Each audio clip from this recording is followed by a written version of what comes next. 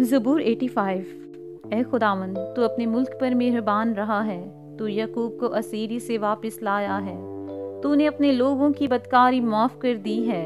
तूने उनके सब गुनाह ढांक दिए हैं। तूने अपना गज़ब बिल्कुल उठा लिया। तू अपने कहरे शदीद से बाज आया है। ए हमारे निजात देने वाले खुदा, हमको बहाल कर, अपना गज़ब हमसे दूर कर। क्या तू सदा हमसे नाराज़ रहेगा? क्या तू अपने कहर को पुश्त दर पुश्त जारी रखेगा?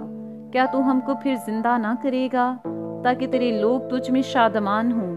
ए खुदावन, तू अपनी शफकत हमको दिखा और अपनी निजात हमको बख्श।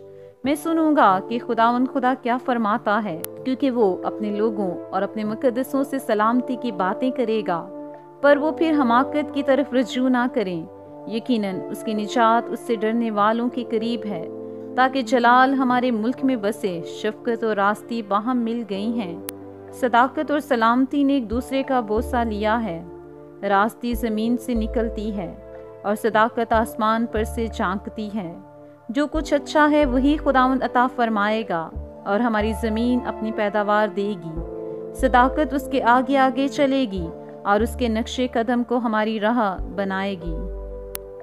पाक कलाम पढ़े और सुने जाने के वसीला से हम सबको बरकत मिले। आमीन।